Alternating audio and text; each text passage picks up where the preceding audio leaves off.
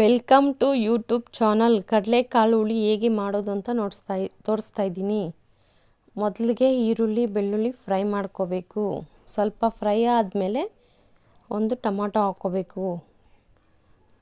Tomato ಸ್ವಲ್ಪ ಆದಮೇಲೆ tomato ಸ್ವಲ್ಪ ಫ್ರೈ ಆಗಬೇಕು.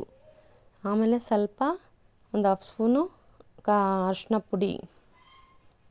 ಆಮೇಲೆ ಅದು ಸ್ವಲ್ಪ ಫ್ರೈ ಆದಮೇಲೆ ಸ್ವಲ್ಪ ಹುಣಸೆಹಣ್ಣು, ನಮಗೆ ಎಷ್ಟು ಹುಳಿ ಬೇಕೋ ಅಷ್ಟು ಹಾಕ್ಕೋಬೇಕು. ಅದು ಸ್ವಲ್ಪ ಆಯಿಲಲ್ಲಿ ಫ್ರೈ ಮಾಡ್ಕೋಬೇಕು.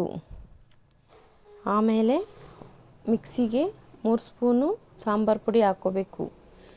ನಮಗೆ ಖಾರ ಎಷ್ಟು ಬೇಕೋ ಅಷ್ಟು ನೋಡಿಕೊಂಡು ಹಾಕ್ಕೋಬೋದು.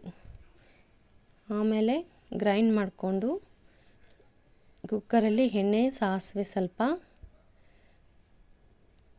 ಕರಿಬೇವು ಹಾಕ್ಕೊಂಡು, ಆಮೇಲೆ ಇದು ಎಲ್ಲ ಹಾಕ್ಕೊಂಡು ತರಕಾರಿ ಕಾಳು ಎಲ್ಲ ಹಾಕ್ಕೊಂಡು ಫ್ರೈ ಮಾಡ್ಕೋಬೇಕು ಆಯಿಲಲ್ಲಿ ಸ್ವಲ್ಪ. ಆಮೇಲೆ ರುಚಿಗೆ ತಕ್ಕಷ್ಟು ಉಪ್ಪು, ಹಾಫ್ ಸ್ಪೂನು ಹಚ್ಚಿದ ಖಾರದ ಪುಡಿ. ಅದು ಫ್ರೈ ಆದಮೇಲೆ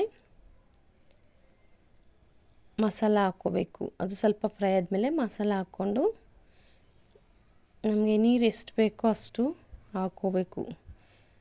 ನೀರು ಎಷ್ಟು ಬೇಕೋ ಅಷ್ಟು ಹಾಕ್ಕೊಂಡು ಅದು ಸ್ವಲ್ಪ ಫ್ರೈ ಆದಮೇಲೆ ಅದು ಸ್ವಲ್ಪ ಕುದಿಸಿದ ಮೇಲೆ ವಿಸಿಲ್ ಹಾಕಬೇಕು.